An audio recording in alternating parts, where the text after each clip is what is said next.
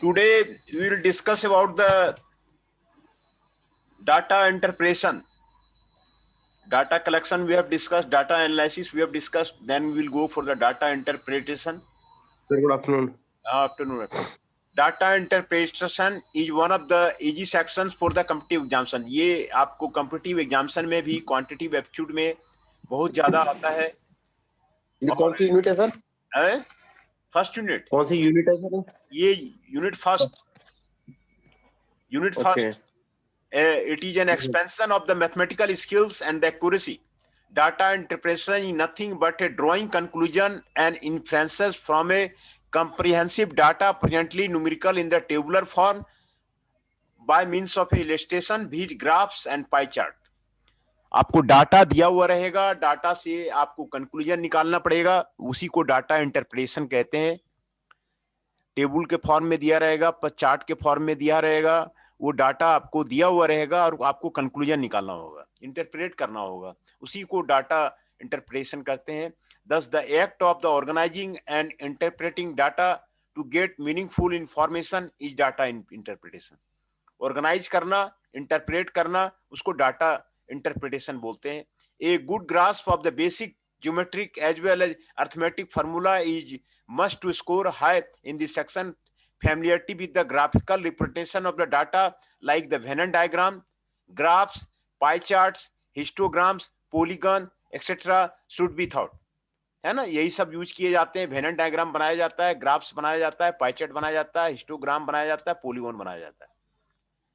Once the data are grasped well, questions based on the table and graphs take very little time. In some data are presented in more than one table or the graphs. The aim of to test only the quantitative skill, but also the relative, comparative and the analytical ability. The crux of the matter is to find a relationship between the two tables or the graph before attempting the question.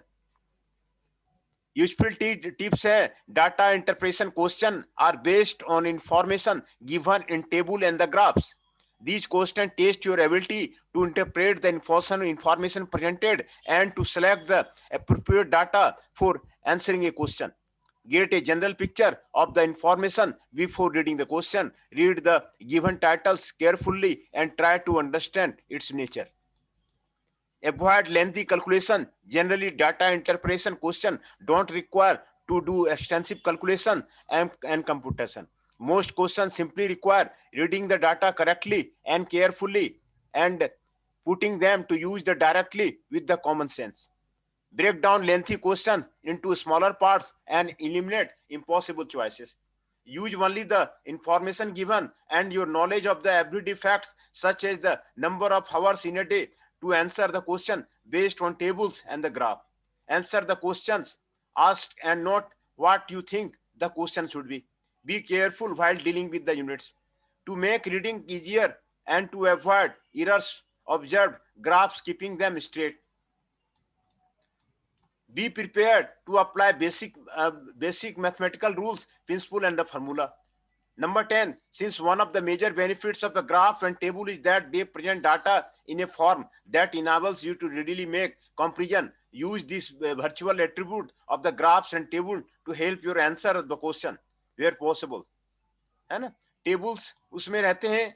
Tables are often used in reports, magazine, newspaper to present the set of the numerical facts. They enable the reader to make comparison and to draw quick conclusion.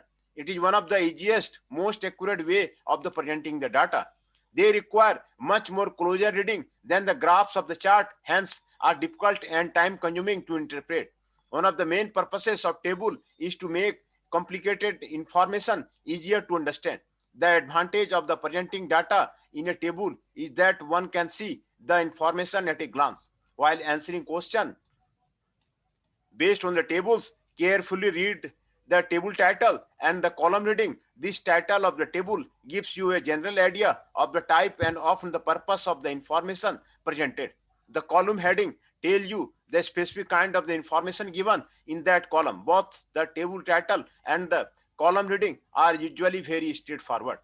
Graphs जो use होते हैं वो circle graphs है, line graph है, bar graph है, cumulative graphs है ना. तो ये आपको 4 तरह के जो है ग्राफ्स यूज होते हैं. Circle graphs are used to show how the various sectors are in the whole. Circle graphs are sometimes called pie charts. Circle graphs usually give the percent that each sector receives. In such representation, the total quantity in question is distributed over a total angle of the 360 degree. While using the circle graph to find the ratio of the various sector, to find the amounts of the each sector received, and then the ratio of the amount, find the ratio of the percent, which is much quicker. Line graphs are used to show how a quantity changes continuously. If the line goes up, the quantity is increasing. If the line goes down, the quantity is decreasing. If the line is horizontal, the quantity is not changing. This is the line graph. Bar graph, given quantity can be compared by the height or length of a bar graph. A bar graph can have either vertical or the horizontal bars. You can compare different quantity or the same quantity at the different times. In bar graph, the data is discrete. Presentation of data in this forms make a evaluation of the parameter comfortably very easy. Cumulative graphs, you can compare several categories by a graph of the cumulative type. These are usually bar or line graph where the height of the bar or line is divided up proportionally among the different quantity. है ना. कुछ इसमें जो solve example है वो आपको यहाँ पर आपको बताया गया है जो डाटा इंटरप्रेशन में. Study the following table and answer the question given below it. Production of sugar by the 6 major production units of India in the million tons. ये आपको दिखाया गया है. 6 प्रोडक्शन यूनिट है ABCDEF. इस मंथ में अप्रैल में जून जुलाई अगस्त में ये आपको दिखाया गया है सबका. Question number 1, in which month the unit B has a contribution of approximately 15% in the total sugar production. है ना. किस मंथ में यूनिट बी का जो है कंट्रीब्यूशन 15% जो है आपको आता है. ये आपको डाटा से बताना है ना. तो इसके जो आंसर हैं ये आपको यहां पर निकाला हुआ है. आंसर 1 का सी हो गया. Total production in the April यहाँ पे निकाला हुआ है. 15% कितना हो गया, इतना हो गया. Total production in the June ये निकाला हुआ है. 15% कितना हो गया, इतना हो गया. टोटल प्रोडक्शन इन जुलाई ये हो गया. 15% ऑफ द जुलाई ये आपको निकाला हुआ है. Total production in the August ये आपको निकाला हुआ है. Hence the month in July the unit B has a contribution of approximately 15% in the total sugar production. ये आपको यहाँ पे निकाला हुआ है ना. जी सर. जी सर. यहाँ निकालने के बाद सबसे लास्ट में आपको आंसर दिया हुआ है. Answer of the practice test सारा आपको आंसर जो है यहाँ पर नीचे लास्ट में आपको दिया हुआ है. तो आपको यही जो है काम है डाटा इंटरप्रेशन में, है ना. टेबल रहेगा. विच of the following unit show continuous increase in the production of the sugar over months. कौन सा यूनिट जो है कंटिन्यूअस जो है इंक्रीज दिखा रहा है प्रोडक्शन का शुगर में, है ना. देखिए कौन सा यूनिट आपको दिखा रहा है. ये भी दिखा रहा है ना. जी सर. ये दिखा रहा है और दूसरा कोई नहीं दिखा रहा है. तो यहां पर कौन सा यूनिट दिखा रहा है वो देख करके आपको जो है आइडिया लगेगा. डी नहीं है ना. एच भी ई भी नहीं है. ए है सर. ए है. तो आंसर आपका यहां पर ए है. यहां पर आपको आंसर आपको दिया हुआ है ना. Unit A shows the continuous increase in the production of the sugar over month, है ना. ये डाटा का जो इंटरप्रिटेशन है उसी तरह नंबर 3 में in case of the unit E in which of the following pair of the months the production sugar was equal, है ना. कौन सा मंथ में जो है यूनिट ई में, है ना, प्रोडक्शन शुगर इक्वल है. देखिए यहाँ पे एक 140 है, यहाँ पे अप्रैल और मई में है ना. अप्रैल मई में. हाँ. तो यही जो है पेन इंटरप्रिटेशन जो है आपको डाटा का इंटरप्रेशन 3 का यूनिट में अप्रैल एंड मई में है ना. 3 का क्वेश्चन ऐसे किया हुआ है. तो डाटा इंटरप्रेशन इसी को कहते हैं. टेबल दिया हुआ रहेगा और डाटा को इंटरप्रेट करना है. In the month of the June, how many units have a share of more than 25% of the total production of the sugar, है ना. 4 में आपको किसमें कितने यूनिट में जो है जून में जून का ये आपको दिखाया गया है, इसमें कह रहा है कि 25% से ज्यादा किस किस यूनिट में जो है आपको हो रहा है ना। तो ये जी आपको सर, 4 का दिया कैलकुलेट हुआ है, करना है। Total production in the June ये हो गया। फिर 25% ऑफ दिस यूनिट हो गया, एंड द यूनिट वो यूनिट वन सोज मोर, है ना। यूनिट वन जो है मोर आपको दिखा रहा है, इसी को डाटा इंटरप्रिटेशन कहते हैं। जी सर। फिर पांचवा है what is approximate percentage decrease in the sugar production of unit B in June as compare to April, है ना। पांचवा का आपको ये आंसर आपको पांचवा का ये दिया हुआ है। In unit be the production in June 160, the production in April 180, decrease in percentage, है ना। ये आपको बताया हुआ है, ठीक है ना। जी सर। ये आपको 10% हो गया। फिर डायरेक्शन दिया हुआ है 6 से 10 तक के लिए, study the following graph carefully and answer the question given below it. ये ग्राफ आपको दिया हुआ है, ए और बी का ग्राफ दिया हुआ है, ये प्राइस इन रूपी दिया हुआ है, इधर मंथ दिया हुआ है ना। हम्म। What was the price difference between the community A and B in the month of the April. A and B का क्या डिफरेंस है in the month of the April, वो बता रहा है। दोनों का लेस कर देंगे सर, हाँ, ए अप्रैल और का बी ये का। हो गया, हाँ, है ना। प्राइस डिफरेंस दोनों का जो है ना, इसका 1000 हो गया, इसका 1150 हो गया, 1150। हाँ, तो 150 डेढ़ हो सौ गया, रुपये का फर्क आ गया। हाँ, है ना। what was the difference in the average price between the commodity A and B from April to August, है ना। इसका commodity भी। अप्रैल टू अगस्त, है ना। तो ये सारा जो है आपको यहाँ पर सॉल्यूशन भी आपको दिया हुआ है। जी sir. Average price of the community A from April to August ये इतना हो गया, average price of the community B from April to August इतना हो गया, डिफरेंस हो गया, ये इतना डिफरेंस हो गया 75। आंसर इज द बी, है ना। जी सर। सभी क्वेश्चन के लिए आपको बारी बारी से आपको दिया हुआ है। Question number 8, in which of the following pairs of the month was the price of the community A is the same. Price of the community A जो है कौन सा कम मंथ में आपको सेम रहता है ना। ए वाला ऊपर वाला है, तो देखिए यहाँ एक सेम है और यहाँ सेम है ना। ये जैन में और अगस्त में। जनवरी और अगस्त में 8 का दिया हुआ है ना। अप्रैल अगस्त दे रहा है, अप्रैल अगस्त, अप्रैल और अगस्त में वो सेम रह रहा है। अप्रैल है ना, ये अप्रैल हो गया और ये अगस्त हो गया। कम्युनिटी ए का ये वाला सेम सेम है, अप्रैल अगस्त जैन का। और अप्रैल। जी अप्रैल जी अगस्त, अप्रैल में है ना, अप्रैल ये हो गया, अगस्त ये हो गया। जी सर। तो इसी को डाटा इंटरप्रिटेशन बोलते हैं, है ना। ये आसान है। दूसरा क्वेश्चन जो इस टाइप का है वो आपको इस तरह का है, production study the following graph carefully and answer the given question. Bar graph दिया हुआ रहता है।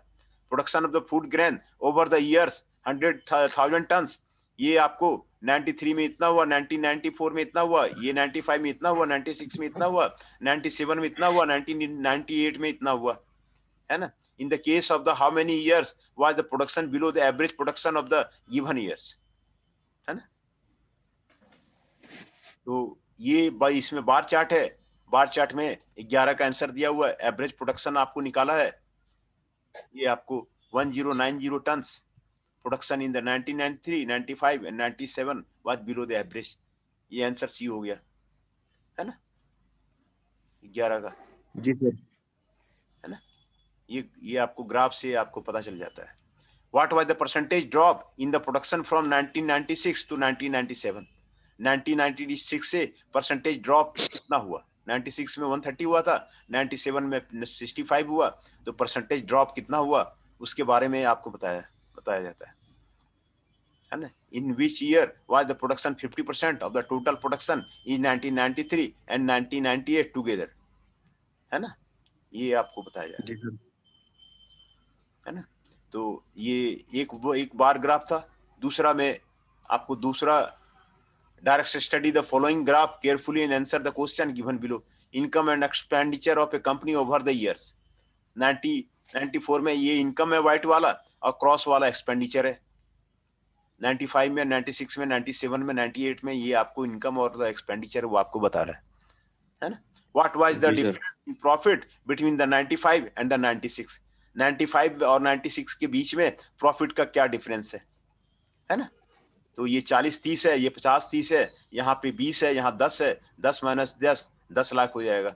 16 में 16 का आंसर आपको यहाँ पे दिया हुआ है. 16 का आंसर हो गया, 10 लाख हो गया है ना. जी सर. तो इसी को डाटा इंटरप्रिटेशन बोलते हैं है ना. In the case of the जी, how sir. many years was the income more than average income of the given years? In the case of the how many years was the income was more than average income of the given years? Average income निकालना पड़ेगा, फिर आपको वो decide करना पड़ेगा. Average income निकाला है, 48 हो गया. Therefore the 95, 97 and 98 the income is more than average income, है ना. ठीक है ना. जी सर. दो ग्राफ वाला का वो आपको इसी तरह निकलेगा. अच्छा, ये न्यूमेरिकल चैप्टर है ना सर ये? हाँ, ये थोड़ा सा न्यूमेरिकल चैप्टर है डाटा इंटरप्रिटेशन का. जी. Direction: the pie chart are drawn from shows the spending of a country on various sports during a particular year. Study the pie chart carefully and answer the question given below. है ना. % of money spent on various sports for 1 year. ये इसमें दिया हुआ है. Various sports में जो money जो स्पेंड किया वो आपको यहाँ पर दिया हुआ है. If the total amount spent on sports during the year was raised this one, the amount spent on cricket and hockey together was कितना होगा, तो वो बताना है ना. कितना इसमें एक्सपेंडिचर होगा. जी सर. आंसर यहाँ पे दिया हुआ है. The amount spent on cricket and hockey है ना, इतना होगा. ये आंसर दिया हुआ है. जी.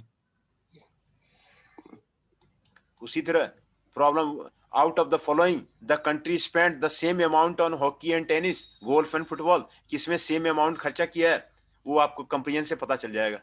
The country spent the same amount on the football and golf में बास्केट में हो गया ना. हाँ, फुटबॉल में किया है 15%, हॉकी में किया है 15%. ये दोनों में बराबर किया है. तो गोल्फ और बास्केट में भी बराबर है. हाँ, गोल्फ और बास्केट में भी बराबर है. ठीक कह रहे. गोल्फ और बास्केट में भी जो है वो बराबर दिया हुआ है ना. तो इसी तरह ये क्वेश्चन जो है चार्ट देखिए और उसको बनाइए. Pie chart shows that the most popular game of the country is on the basis of the money spent. किसमें सबसे ज्यादा मनी स्पेंड हुआ है ना. क्रिकेट. हाँ, क्रिकेट में आपको 25% है. क्रिकेट जो है सबसे ज्यादा पॉपुलर है ना. इसी तरह पाई चार्ट का आपको सारा प्रॉब्लम बन जाएगा. दूसरा प्रैक्टिस टेस्ट है. The table below gives the production capacity in 1000 units and the percentage utilization in respect of the three products A, B and C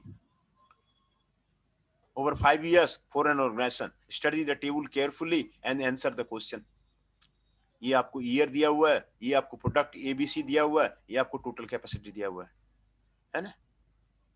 ji sir. Capacity दिया हुआ है, यूटिलाइजेशन दिया हुआ है. Approximately what was the overall utilization for all products taken together for the year 1993, है ना.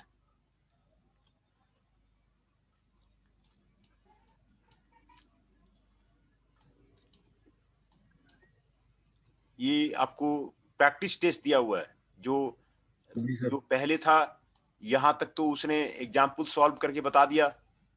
इसी तरह के एग्जाम्पल होंगे जिसमें कि आपको पाई चार्ट बताया और ये ग्राफ बताया और लाइन ग्राफ बताया है ना, और टेबल बताया है ना. तो प्रैक्टिस टेस्ट में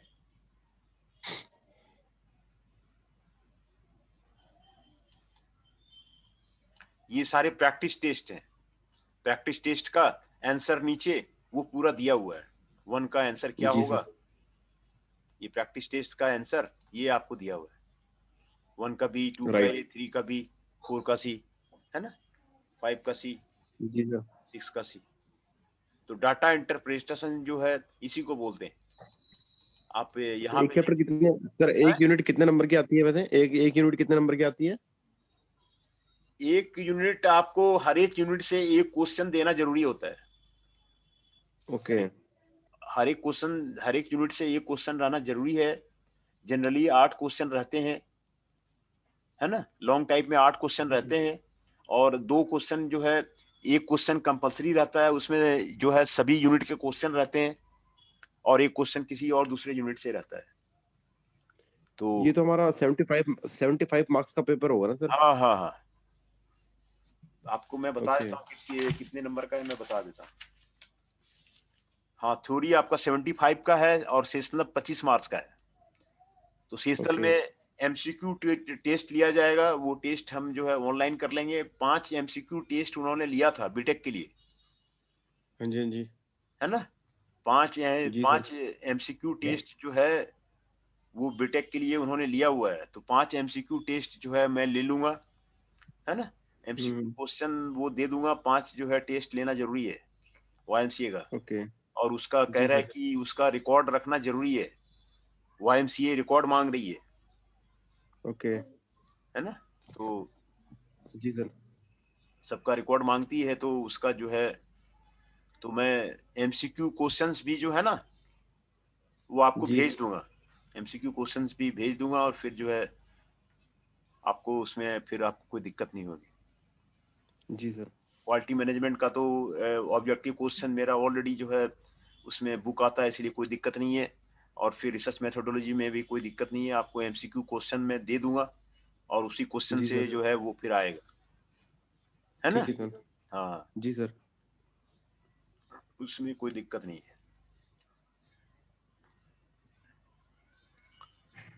एमसीक्यू क्वेश्चन आएंगे, एमसीक्यू क्वेश्चन के सेट में जो है आपको दे दूंगा। सर इसमें ये पता नहीं लगेगा क्या कि ये चैप्टर कौन सा कितने नंबर का है? तो अ, जैसे मैंने आपको बताया, तो जैसे 75 मार्क्स हो गया ना, तो उसमें हाँ जी हाँ आठ जी। 8 क्वेश्चन होंगे। 6 यूनिट है आपके, तो हर एक यूनिट से एक ही क्वेश्चन होंगे, है ना। पहले जो जी सर। यूनिवर्सिटी में जो आता था वही पैटर्न रहता था। हर एक यूनिट से एक ही क्वेश्चन, 6 क्वेश्चन हो गए। एक यूनिट से एक क्वेश्चन है, और एक क्वेश्चन कंपलसरी है उसमें। 5 यूनिट के एक क्वेश्चन रहते थे, जी। है ना। और एक क्वेश्चन कहीं जी और सर। से रहता है। तो यही पैटर्न ओके। है। तो उसी के बारे में जो आपको करना है, तो जी सर। आगे ले चलें कि यहीं पे रहने दें। नहीं, सर इतना ही रहने दीजिए। ये कौन सी, ये अपनी पहली यूनिट थी ना सर हमारी ये? अब पहली यूनिट है, उसमें नेसेसरी इंस्ट्रूमेंटेशन बताया हुआ है। वो कल मैं आपको जी। नेसेसरी क्या क्या रिसर्च इंस्ट्रूमेंट है, सर्वे है, जी। क्वेश्चनियर है, यही सारा है रिसर्च इंस्ट्रूमेंटेशन का। तो उसके बारे में कल जो है आपको मैं डील करूंगा, है ना। कल तो छुट्टी होगी ना सर क्रिसमस की? अमित गुप्ता से बात की है, क्या कर रहा है वो? नहीं, मेरी मेरी बात नहीं हुई सर अमित जी से। हाँ, कुछ बताया तो है नहीं, कुछ बताया तो है नहीं। ओके। कल क्रिसमस भी है, सही कह रहे। तो कल मैं आपको फोन करके व्हाट्सअप कर दूंगा। Sure sir. हाँ, उसको फोन करके पूछ लेते हैं क्लास लेना है क्या करना जी सर। है ना। ठीक है सर। हाँ हाँ, ये तो ठीक है सर। नेशनल हॉलीडे है। जी सर। नेशनल हॉलीडे है कल तो। नहीं, छुट्टी रहती है सर नॉर्मली इसकी ना। हाँ हाँ, वो नेशनल हॉलीडे है। जी। तो बाकी सर अमित जी ना क्लास ले नहीं रहे अमित सर। क्यों नहीं ले रहे? पता नहीं सर, वो शायद कुछ कहीं पे बिजी है आई थिंक। तो अमित जी, अटेंडेंस का उन्होंने। जी। अच्छा, अमित जी क्लास ले नहीं ले रहे? हाँ, और बीच में इंट्रोडक्शन इंट्रोडक्शन हुआ था मेरा। हाँ, तो हुआ था बीच में, इंट्रोडक्शन लिया था, फिर उसके बाद कहीं शायद वो बिजी थे, सीए के एग्जाम चल रहे थे ना कहीं पे कॉलेज में। अच्छा, तो उसमें बिजी थे वो। हाँ हाँ, इसमें इसमें डिफिकल्ट भी है, जो एमटेक का सिलेबस नया है ना। तो जी सर। ये सब टीचर की जो है ना पढ़ाने के इसमें हिम्मत नहीं है, सब पढ़ा देगा इसको। इसमें क्या है कि इसकी इसकी बुक कोई है नहीं, ये भी जी चक्कर है सर। इसमें। ये भी चक्कर इसमें है, बुक इसमें है नहीं। ओके। तो बुक इसमें एक बुक नहीं रहने से डिफरेंट बुक का दिया हुआ है, टॉपिक का नाम दिया हुआ है। तो जो जिसको एक्सपीरियंस नहीं है, जो पहले नहीं पढ़ा है, वो नहीं पढ़ा सकेगा इसको, जी पक्का सर। दावा है, क्योंकि नए नए टॉपिक हैं। और परवेज अली ले रहा है। हाँ वो सर तो ले रहे थे सर, बीच में ना उन्होंने शायद कुछ कॉलेज के साथ उनका बात बात चल रही है कुछ, हाँ। तो अभी तो नहीं ले रहे क्लास, बीच में काफी ली थी क्लासेस उन्होंने सर ने। अच्छा, जी। फिर क्लास बंद कर दी है उसने। हाँ बीच में तो मना कर दिया सर उन्होंने अभी क्लास के लिए तो, आप ही क्लास चल रही है सर अभी तो। अच्छा अच्छा। हाँ बाकी मैं तो सर वेट ही करता हूँ कि क्लास चले तो आप अटेंड करें, हाँ हाँ क्योंकि कुछ हाँ। कुछ ना कुछ नया मिलता ही है सर सीखने को। हाँ नहीं, ये तो आपको एडवांस लेवल है ना, एमटेक में आपका एडवांस लेवल है। मैं तो आपको कह ही रहा हूँ कि रिसर्च मेथोडोलॉजी में और इंटेलेक्चुअल प्रॉपर्टी राइट में इसका सिलेबस अलग है, बीटेक का सिलेबस अलग है। जी इंटेलेक्चुअल सर। प्रॉपर्टी राइट में बिल्कुल ये सिलेबस नहीं है। मैं तो इंटेलेक्चुअल प्रॉपर्टी राइट भी पढ़ाता हूँ। वो जी सर। वो जनरली एमबीए में पढ़ाया जाता है, लॉ का ये सब्जेक्ट है, इंटेलेक्चुअल प्रॉपर्टी राइट। जी सर। जी। अच्छा, वो परवेज अली भी छोड़ दिया है अभी नहीं। अभी नहीं पढ़ा था, बीच में लिया था अभी 3-4 दिन ही हुए हैं उनको। अच्छा, इस वीक में नहीं लिया है वो। इस वीक हाँ में नहीं लिए सर। हाँ हाँ। हाँ वो इसका वो सैलरी का चक्कर है। जी जी जी। सैलरी का वो चक्कर। बता रहे थे कि कॉलेज के साथ उनका कुछ चल रहा है, तो इसी वजह से वो अभी ले नहीं रहे कुछ क्लासेस। हाँ हाँ हाँ। फिर वो तो खैर उनका अपना पार्ट है सर। हाँ नहीं, कॉलेज वाले दे नहीं रहे ना, सैलरी नहीं दे रहे, इसी से नहीं ले रहा वो। ओके। अब तो सब बीटेक की भी ऑनलाइन क्लासेस चल रही होंगी सारी। नहीं, बीटेक का अभी एग्जाम चल रहा है। ओके। ठीक है सर। हाँ ठीक है, ओके। ठीक है सर, थैंक यू सर।